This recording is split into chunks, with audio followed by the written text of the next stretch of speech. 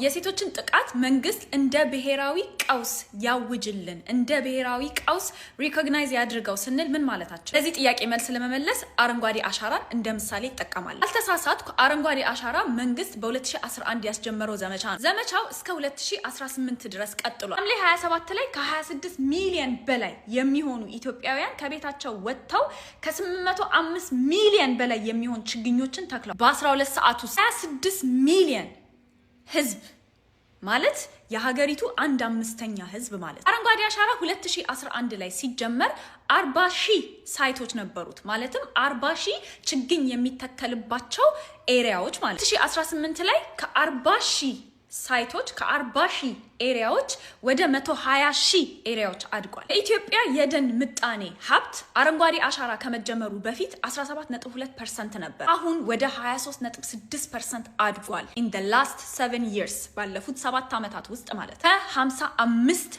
ሚሊዮን በላይ ችግኞች ተተክለዋል። አረንጓዴ አሻራ ዓላማ 65 ሚሊዮን ችግኞችን መትከል ነው።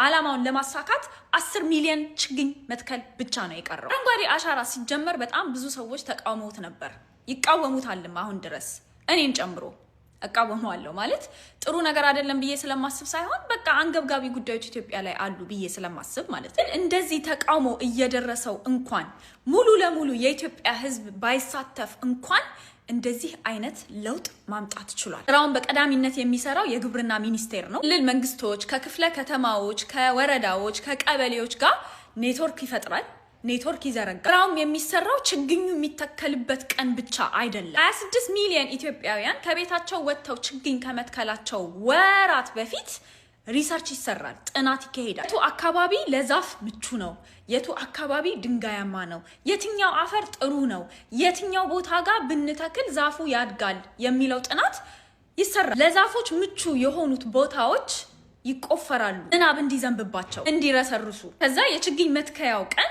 ሰዎች ወጣ ብለው ችግኛቸውን ተክለው ለበስ አፈር አድርገው ይሄዳሉ። የተተከሉትን ችግኞች እየተከታተለ እንዳደጉና እንዳላደጉ የሚቆጣጠር አካል አለ። ችግኙ በተተከለ በ30ኛው ቀን ሄደው ያዩታል፣ በ90ኛው ቀን ሄደው ያዩታል፣ በ180ኛው ቀን ሄደው ያዩታል። ያደገው ችግኝና የሞተው ችግኝ ይመዘገባል። ይሄ ሁላ ነገር ከሴቶች ጥቃት ጋር ምን አገናኘው? አያችሁ፣ መንግስት አንድን ነገር አስፈላጊ ነው፣ አሳሳቢ ነው ብሎ ካሰበ ህዝቡ እየተቃወመው ስራውን ይሰራዋል። አረንጓዴ አሻራ ከ73 ሚሊዮን እስከ 140 ሚሊዮን የሚሆን በጀት ይበጀትለታል በአመት። ሀገሪቱ ከ0.5 እስከ 1% የሚሆን በጀት ማለት ነው። አረንጓዴ አሻራ በግብርና ሚኒስቴር በኩል የሚያንቀሳቀሰው የሰው ኃይል አለው፣ አመታዊ በጀት አለው።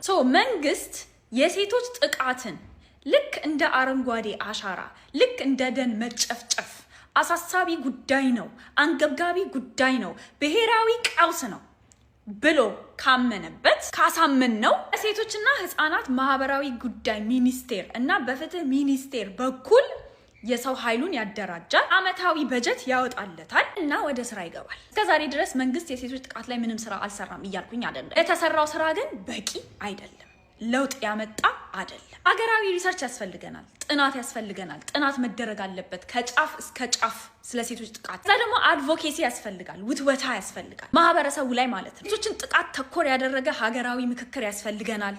ቢልቦርዶች ያስፈልጉናል፣ የሴቶች ጥቃትን የሚቃወሙ መፈክሮች ያስፈልጉናል።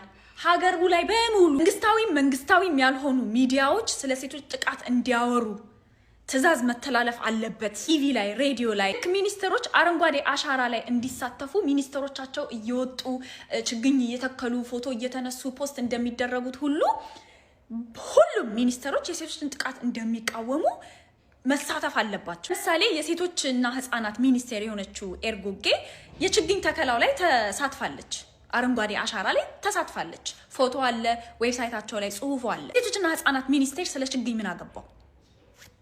ምንም አያገባውም።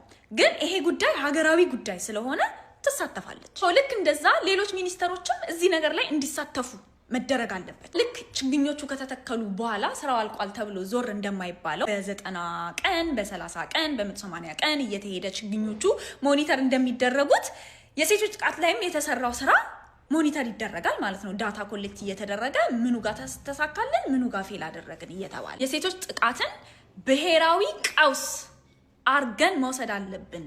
መንግስት ብሔራዊ ቀውስ ነው ብሎ ማወጅ አለበት ስንል ይሄንን ነው ያለን ያለነው። ሰላም ሾካኮች እንዴት ናችሁ? ምን እና ጻጉርሽ እንዳትሉ ጊዜ አላገኘውም ለጻጉሬ። ለማንኛውም ማለት ነው በጆርዲ ጉዳይ ነው። አሁን እኔና ጆርዲ ማርያም ፎሎ አንደራረግም፣ ግን ላይክ አረግላታለሁ። የተመቸኝ ነገር ካለ ሪፖስት አረጋለሁ። በሐሳብም ደግሞ እማልስማማባት አንዳንድ ነገሮች አሉ። ግን ማለት ነው አሁን የምታደርገው ነገር ፍትህ በምትጠይቀው ነገር ለምንድነው ብዙ ሰው የከፋው? ኤርትራዊም ትሁን የፈለገ ሃይማኖት ይኖራት እንደፈለገ ይሁናት ማለት ነው። እሷ ላትመቻችሁ ወይም የምታደርገው ነገር ላይመቻችሁ ይችላል።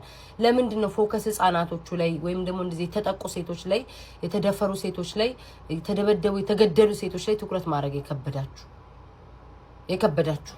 የእሷ እንደ ግል ልትጠሏት ወይ ማሰቧላ ተቀበሉ ትችሉ ይሆናል። ግን ለምንድነው እሷ ላይ ትኩረት ከማድረግ ይልቅ በደንብ ህፃናቱ ላይ ፍትህ ለመጠየቅ ያልፈለጋችሁት? ወይንስ አታምኑበትም? የሚደፈር ህፃን የለም፣ የሚገደል ህፃን የለም፣ የሚገደል ሴቶች የሉም ኢትዮጵያ ውስጥ አታምኑበትም ወይስ ምንድነው? ጀስት ጥያቄ ነው። ኛኛኛ እንዳትሉ ኮሜንት ላይ በስነ ስርዓት አስረዱ። ሲቀጥል ደግሞ ማለት ነው ጆርዲ እንድትሰራበት ደግሞ ሌላ ነገር የምፈልገው ምንድነው ለምሳሌ እኛ ሴቶች እርስ በርስ ሲሆን አንስማማም በመልካችን በቁመናችን በድምጻችን በያዝነው ወንድ እንዲሁ ስንጣላ ስንሰዳደብ ነው የምንውለው። እዛ ላይ ደግሞ ትኩረት ቢደረግ ገባችሁ አይደለ? ከዛ በደንብ ህዝቡ ድምጽ አብሮ ይሆናል ብዬ አስባለሁ። ለአይን የምንጠላላ ሴቶች አለን ልንገዳደል የምንፈልግ። ከዛ በኋላ ደግሞ ለሴቶች ድምጽ እንሁን ብለን ደግሞ ስንመጣ ትንሽ ስለሚከብድ እሱ ላይ ትንሽ ብትሰሪበት ደስ ይለኛል። እንዳስተያየት ነው። በተረፈ ይቅናችሁ።